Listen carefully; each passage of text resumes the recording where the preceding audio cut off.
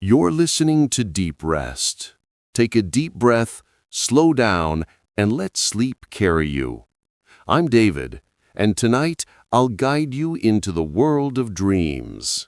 Neferu walked beside the slow-breathing Nile under a moon that shone brighter than usual, as if watching the world with ancient, patient eyes. The desert wind carried a strange chill, and even her father, Horemheb, a seasoned scribe of the Temple of Amun, felt the tremor in the air. Neferu, born with an intuition sharper than any priest's, sensed something shifting, something waking beneath the soft silver of the river's glow. They took their usual path along the water, a nightly ritual to escape the heat of the day. But tonight, the silence was too deep, too absolute, as if the night were holding its breath.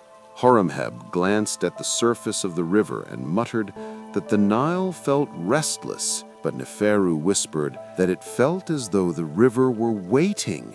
Before he could reply, the impossible happened.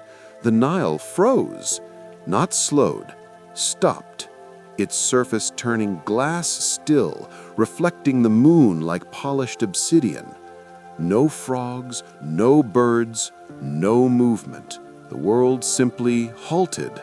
Neferu felt her heartbeat hammering as she asked her father what was happening, but even he, a man who believed more in ink than superstition, stood speechless. Then, at the center of the unmoving river, a faint shimmer formed. It twisted, rose, and shaped itself into a human silhouette made of water and moonlight. Neferu stumbled back, while Horemheb instinctively stepped forward. The figure's presence was ancient, heavy, yet strangely calm. It spoke without opening a mouth, its voice echoing inside Neferu's mind, calling her name. Terrified, she whispered that it knew her, but the being only said she had been chosen. Horemheb protested, shouting that she was only a child, but the being replied that she saw what others could not. Neferu, trembling yet pulled by a force she couldn't explain, asked what she had been chosen for. The figure lifted an arm, and the frozen surface of the Nile became a mirror of visions. Temples burning, birds falling from the sky, desert storms swallowing cities whole, pyramids cracking like eggshells under an unseen force. Neferu choked out a question. Was this the future? And the being answered that it was one possible future, one that could still be stopped. It explained that an ancient artifact, older than the first pharaohs, was stirring beneath the sands, the heart of Sobek. Her father gasped and insisted that this was only a myth used to frighten young scribes, but the being said that the greatest lies in Egypt were the ones told to bury its deepest truths. Someone, the being continued, someone who knew darkness intimately, was attempting to break the seal protecting the heart. Their name could not yet be spoken. Within 7 days, Neferu had to travel to the Temple of Kam-Ambo if Egypt were to be saved.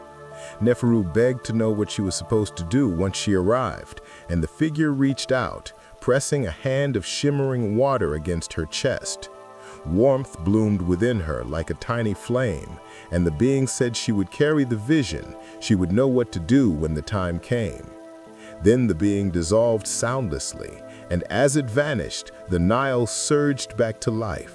Ripples returned, the breeze returned, the night breathed again. Neferu stood stunned, clutching the warmth in her chest. Horemheb grabbed her shoulders, insisting that they could tell no one. Priests, soldiers, neighbors, anyone who learned of this would try to use her or silence her. She nodded, but told him she still had to go to Kam-Ambo. Horemheb, torn between fear and duty, declared he would not let her go alone. As they walked back home, shaken yet bound by a silent promise, Neferu looked one last time at the river. For a fleeting moment, she thought she saw eyes within the moving water, watching, waiting. And she understood. Something ancient had awakened, and the heart of Sobek was no longer sleeping. She collapsed to her knees. The vision faded. The warmth dimmed. Horemheb held her tightly, whispering her name until her breathing steadied. She explained what she had seen, and Horemheb, trying to remain rational, logical, insisted that visions could be misinterpreted. But Neferu said she felt the artifact's presence. It was waking, and someone was very close to unsealing it. As they continued walking, the wind picked up again, swirling sand around their legs. Neferu sensed something following them, not human, not animal, a presence, ancient and cold, drifting like a shadow between the dunes. She kept silent out of fear her father would lose his nerve. By late afternoon, they met a small merchant caravan traveling south. The merchant leader, an older man with gold rings in his beard, offered them a ride in exchange for help guarding their cargo. Perfume jars, spices, and sacred oils bound for temples along the Nile. Horemheb agreed reluctantly. They climbed into one of the wagons, grateful for the shelter. As the caravan moved, Neferu overheard the merchants whispering nervously about strange events: livestock refusing to drink from the river, priests in Edfu reporting tremors under the earth, a brilliant green light seen beneath the sand during the previous night's storm. Every rumor matched the visions inside her mind. Night fell quickly, covering the desert with violet shadows. The caravan stopped to set camp, lighting small fires shielded from the wind. Neferu and Horemheb rested near the wagon wheels, eating quietly while the stars hardened into bright points above them. As the fire crackled, a soft hissing sound rose from the darkness. Everyone froze. A long, sinuous shape glided across the sand. Not a snake, but the shadow of one, darker than night itself. It circled the camp once, silently, then vanished. The merchants were terrified, claiming it was a bad omen, a sign of Seth's chaos. Neferu knew it was something else, something watching her, testing her. The warmth in her chest flickered, almost frightened. When Horemheb urged her to rest, she lay down, pretending to sleep, but her eyes stayed open. Hours passed. The desert was a vast ocean of cold silence. Then she heard footsteps, not from any merchant, but soft, deliberate, and circling the camp. Neferu sat up slowly, scanning the darkness. A figure stood just beyond the firelight, tall, hooded, robe striped with symbols that looked like twisted versions of hieroglyphics, wrong shapes, wrong angles, as if carved by a hand not born of Egypt. Neferu's breath caught. The figure lifted a hand, and the fire dimmed instantly. It did not speak. It simply pointed at her. Horemheb woke with a start and lunged toward her, but the figure melted into the night like smoke, vanishing before he could shout. Merchants scrambled in fear, demanding to pack up and move immediately. But Neferu remained still, shivering. The warm pulse in her chest had changed. It felt heavier, colder, like a warning. The enemy searching for the heart of Sobek had found her scent, and they were much closer than she had imagined. The next morning, long before the sun had risen high enough to warm the clay rooftops of their village, Neferu and Horemheb prepared for the journey to calm Ambo. Horemheb insisted they pack lightly, only water jars, dried dates, a scroll case, and 2 cloaks for the cold desert nights. But Neferu felt the warmth in her chest pulsing softly again, as if urging her forward, reminding her that time was already narrowing around them like a tightening rope. Villagers watched them curiously, unaware of the silent storm rising beneath the sands of Egypt. As they left the safety of their home, Neferu felt the ground suddenly shiver beneath her sandals, almost unnoticeable but impossible to ignore. It was as though the desert itself was shifting in its sleep. Horemheb noticed nothing, but Neferu kept glancing back at the river, expecting at any moment to see the figure of water and moonlight rise again. It never did. Instead, the path before them stretched dry and endless, a long ribbon of sand broken occasionally by rocky cliffs and scattered palm groves. Hours passed in thick silence until they saw the first traveler of the day, a nomad woman leading a camel laden with pottery jars. She slowed when she saw Nefero, frowning deeply, as if sensing something abnormal. Her eyes lingered on Nefero's chest, where the warmth pulsed beneath her tunic, though nothing was visible. "The wind whispers your name, child," the woman murmured. Horemheb stiffened and pulled Nefero closer. The nomad continued, "Be cautious, the storms have begun speaking again. They have not spoken in centuries." When Horemheb asked what she meant, the woman looked toward the western dunes where a faint, dark swirl was rising into the sky. "The desert remembers," she said simply, then urged her camel forward and disappeared over the horizon. Nefero felt the pulse in her chest respond, faster, hotter, as if tugged by an invisible thread. Their journey continued. By midday, the heat was merciless, wrapping around them like molten metal. The sand shimmered with mirages, and distant hills blurred into wavering shapes. Horemheb tried to distract Nefero with stories of ancient scribes who recorded battles and plagues, but she could barely focus. Every gust of wind carried whispers. Every shifting grain of sand seemed part of something alive. When they stopped under a lone acacia tree for shade, Nefero felt the warmth in her chest surge violently. She gasped, clutching at her tunic.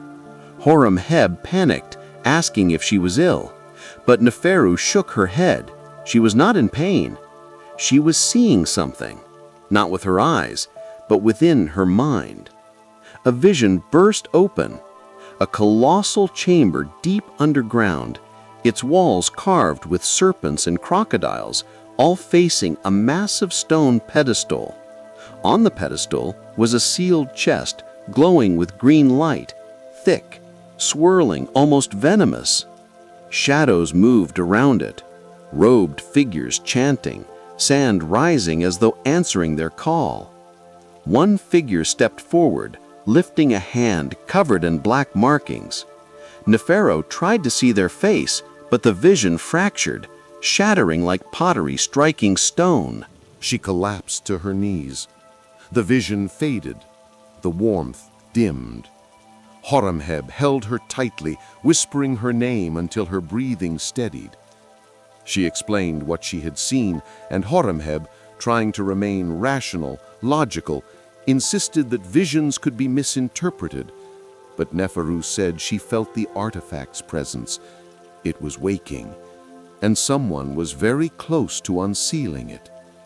As they continued walking, the wind picked up again, swirling sand around their legs. Neferu sensed something following them, not human, not animal. A presence, ancient and cold, drifting like a shadow between the dunes. She kept silent out of fear her father would lose his nerve. By late afternoon, they met a small merchant caravan traveling south. The merchant leader, an older man with gold rings in his beard, offered them a ride in exchange for help guarding their cargo. Perfume jars, spices, and sacred oils bound for temples along the Nile. Horemheb agreed reluctantly. They climbed into one of the wagons, grateful for the shelter. As the caravan moved, Neferu overheard the merchants whispering nervously about strange events: livestock refusing to drink from the river, priests in Edfu reporting tremors under the earth, a brilliant green light seen beneath the sand during the previous night's storm. Every rumor matched the visions inside her mind. Night fell quickly, covering the desert with violet shadows. The caravan stopped to set camp, lighting small fires shielded from the wind. Neferu and Horemheb rested near the wagon wheels, eating quietly while the stars hardened into bright points above them. As the fire crackled, a soft hissing sound rose from the darkness. Everyone froze. A long, sinuous shape glided across the sand. Not a snake, but the shadow of one, darker than night itself. It circled the camp once, silently, then vanished. The merchants were terrified, claiming it was a bad omen, a sign of Seth's chaos. Neferu knew it was something else, something watching her, testing her. The warmth in her chest flickered, almost frightened. When Horemheb urged her to rest, she lay down, pretending to sleep, but her eyes stayed open. Hours passed.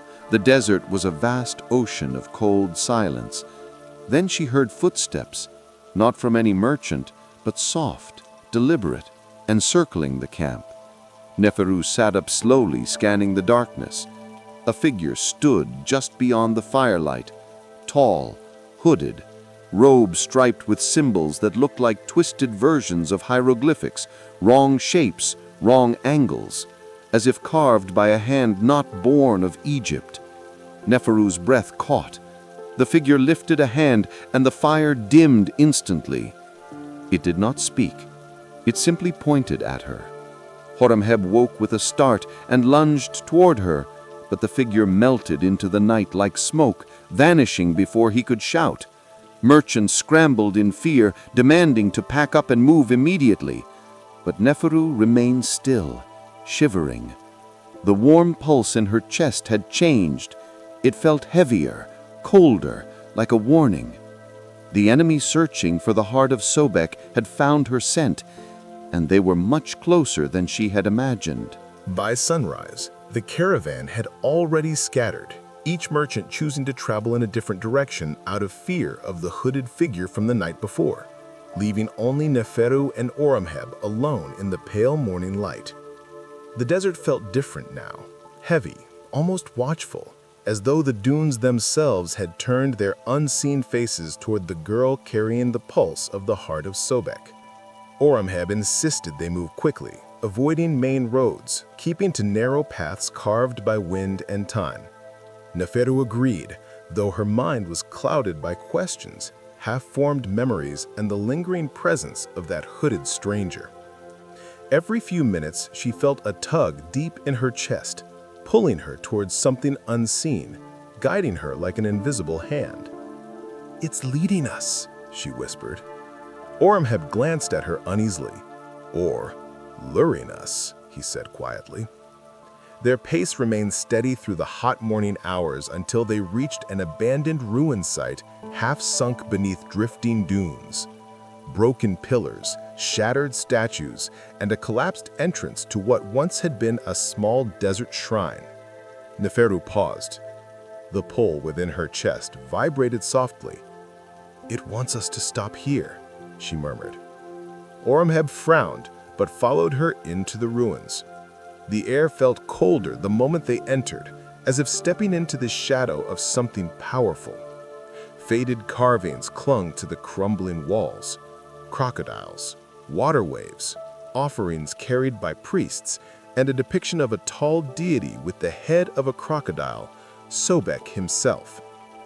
Neferu's fingers traced the dust-filled grooves. "This place, I've seen it. In a dream." Before Horemheb could respond, the ground trembled beneath their feet, lightly at first, then more violently. Sand poured from cracks in the ceiling as a deep rumbling echoed from below the earth. Horemheb grabbed Neferu's arm. "We must leave." But before they could escape, the floor beneath them split open in a jagged line, collapsing inwards. They fell through darkness until they landed on soft sand in a dimly lit cavern beneath the shrine. Neferu coughed, the wind knocked out of her. Horemheb groaned, checking for injuries. Miraculously, they were alive, and they were not alone. Lining the underground chamber were rows of ancient stone guardians, statues of crocodile-headed warriors standing in rigid formation, their stone spears pointed downward, their lifeless eyes staring forward. A faint glow radiated from their chest carvings. Neferu's fingers traced the dust-filled grooves. "This place, I've seen it. In a dream." "This is a temple," Horemheb whispered in awe. one older than anything recorded. Neferu moved deeper into the chamber, pulled by an unseen force until she reached a stone altar at the center. On it rested a single carved box. The moment her fingers brushed its surface, a flood of images burst into her mind. Priests chanting in a circle, raising their arms toward an emerald green orb, floods of water swallowing cities, Sobek emerging from the river depths to restore balance, a betrayal by a secret order who wished to use the heart for power, not protection. A sealing ritual cast to hide the artifact from those who would abuse it. And her. She saw herself, her face, her hands, her heartbeat entwined with the emerald light, as though she had been chosen long before her birth. She staggered back. Horemheb tried to support her, but she shook her head, overwhelmed. "Father, I understand now. The heart chose a bloodline to protect it, generation after generation. It waited for someone who could hear it in dreams. It waited for me." Horemheb stared at her, torn between fear and pride. "Then we must guard it with our lives." Before Neferu could answer, a distant echoing sound reverberated through the cavern, the crackling hiss of shifting sand followed by the deep rhythmic thud of approaching footsteps. Horemheb drew his small dagger, though it looked pitifully insignificant in the vast chamber. "Hide," he whispered, pushing Neferu behind one of the stone guardians. The footsteps grew louder, accompanied by a faint chanting in a language older than hieroglyphs. A group of hooded figures emerged from the shadows, carrying staffs carved with twisted serpent symbols. At their front walked the same cloaked figure from the night before. When he pushed back his hood, Neferu gasped silently. His skin was pale as unbaked clay, marked with dark patterns like cracked earth. His eyes were black, no iris, no pupil, reflecting nothing, absorbing everything. He approached the altar slowly, his fingers hovering above the carved box. "The heart awakens, and its bearer is near." Neferu's pulse thundered. Horemheb tightened his grip on the dagger. The hooded leader gestured to his followers, who began forming a circle around the altar, chanting deeper, faster. Green light seeped through the seams of the box. The heart was reacting to their ritual. Neferu watched in horror as sand on the cavern floor began to whirl, forming a rising funnel of smoke and grit. The guardian's stone eyes flickered faintly, as if awakening. The hooded leader raised both hands. "Sobek's strength belongs not to order, but to power." Tonight, the heart will serve us. Neferu stepped out from behind the statue before Horemheb could stop her. "You cannot control it," she said, her voice trembling but strong. "It will destroy you." The hooded leader turned slowly toward her, his eyes hollow, yet piercing. Ah, the chosen vessel, so young, so fragile. He extended a hand toward her, and the green light from the altar leapt in her direction like a living thread, wrapping around her chest. Pain seared through her as the connection to the heart intensified. Horemheb lunged at the leader, but he was flung backward by an invisible force. Neferu screamed, falling to her knees. The cavern shook violently. Sand cascaded from above. The guardians stirred, their stone limbs twitching as ancient magic awakened within them. With tremendous effort, Neferu pushed back against the green force, drawing on the warmth deep in her chest. The heart responded, its pulse aligning with hers, beating faster, brighter. The hooded leader snarled, "You cannot resist us." But Neferu stood, her eyes glowing faintly. "I don't need to resist. I only need to awaken what protects it." At her words, the guardians roared to life. Their stone bodies cracked open as light burst through their seams. They stepped forward, spears raised. The hooded figures panicked, breaking formation as the guardians charged. The cavern filled with the sound of stone clashing against dark magic. sparks of green and gold erupting in the darkness. "Run!" Horemheb shouted, grabbing Neferu as the battle raged around them. She hesitated, feeling the heart pulling her toward the altar, but the cavern ceiling began to crack, threatening collapse. Horemheb dragged her toward a narrow passage revealed by the falling stone. Neferu looked back just long enough to see the hooded leader staring at her, hatred burning in his hollow eyes. "You cannot hide forever, chosen one," he called out as a guardian tackled him, their forms swallowed by falling debris. Horemheb pulled her into the passage moments before the cavern collapsed behind them in a thunderous roar, sealing the battle beneath hundreds of tons of desert stone. They stumbled into the sunlight, coughing, trembling, covered in dust. Neferu clutched her chest. The heart was silent now, too silent. Horemheb looked into her eyes. "It's not over," she whispered. "He survived." Horemheb nodded grimly. "Then we must reach Kom Ombo before he does." And with the desert wind rising once more, they ran. Neferu inhaled deeply as the soothing whisper of Anubis dissolved into the tranquil stillness of the chamber, and the golden radiance surrounding the statue flowed outward like ripples across a quiet lake, softly enveloping her and Khayyam in a warm, protective glow that seemed to pulse in harmony with their own breaths. The blue mist swirled around their feet in gentle spirals, carrying with it a subtle scent of lotus and desert myrrh, as if the very essence of ancient Egypt had awakened to greet them. And the shimmering motes of star-like dust drifting from Anubis's statue brightened, drifting upward in slow, graceful arcs like tiny constellations rising toward the heavens.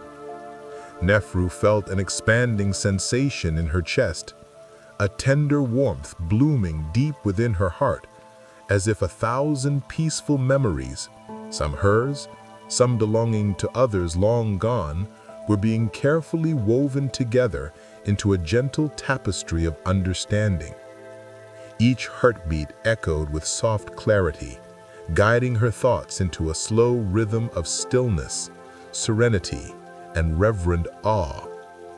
Khayyam, standing tall beside her, exhaled a long breath that carried centuries of silence, his usually strong, grounded presence now softened by the ancient calm that wrapped itself around the chamber like a quiet, sacred lullaby.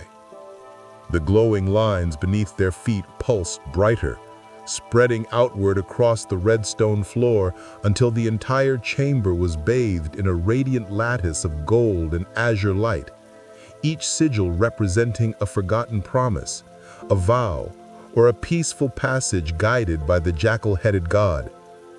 And then the voice returned, not booming, not commanding, but soft as moonlight on still water, speaking directly into their hearts. Those who walk with truth illuminate paths unseen.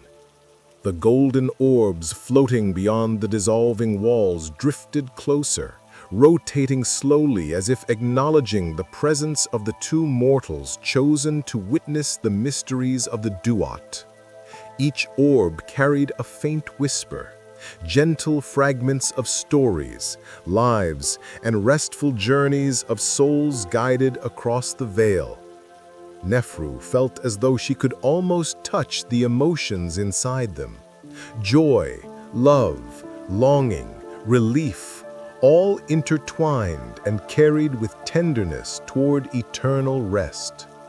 The floor beneath them shifted, becoming soft like warm sand, moving them forward without effort, almost as if the very ground wished to carry them deeper into understanding. The chamber stretched into a golden horizon, the shimmering pathway extending without end, its glow rhythmic and soothing like the gentle sway of a boat floating on the Nile under a starlit sky. As Nefru stepped forward, she felt her fears melting away completely, dissolving like mist touched by morning light, replaced by an overwhelming sense of belonging, as though she were standing in a place she had been searching for her entire life without ever knowing it. Chaim reached out, his hand brushing hers, steady and warm, grounding her in the moment, even as time itself felt like it was slowing down to cradle them gently. Behind them, the statue of Anubis lowered its head once more, the golden flames in the torches dimming into a tranquil blue that cast soft, comforting shadows along the corridor, each shadow curling like quiet guardians, whispering blessings into the silence. A final wave of warm air swept through the chamber, carrying with it the serene breath of ancient divinity, and the whisper rose one last time, tender and eternal.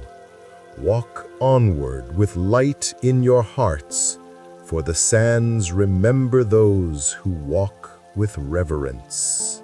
The golden haze thickened around them, not blinding, but enveloping them like a warm, protective cocoon, guiding them gently onward, deeper into the luminous passageway of infinite peace. Nefru felt the world soften at the edges, as if the boundaries between the physical and the divine were dissolving into a single, serene harmony. And with every step, she felt lighter, calmer, and more connected to the quiet heartbeat of eternity itself. As the passage expanded into a vast horizon of soft, golden dunes, illuminated by a gentle, perpetual twilight, the peaceful energy wrapped around them like the embrace of an ancient friend, whispering promises of guidance, solace, and eternal rest. And in that calm, endless expanse, as the last echoes of Anubis's blessing drifted into the warm, tranquil air, Nefru and Chaim stepped forward into the shimmering eternity, becoming part of the silent, harmonious breath of the God who watched over the peaceful journey between worlds.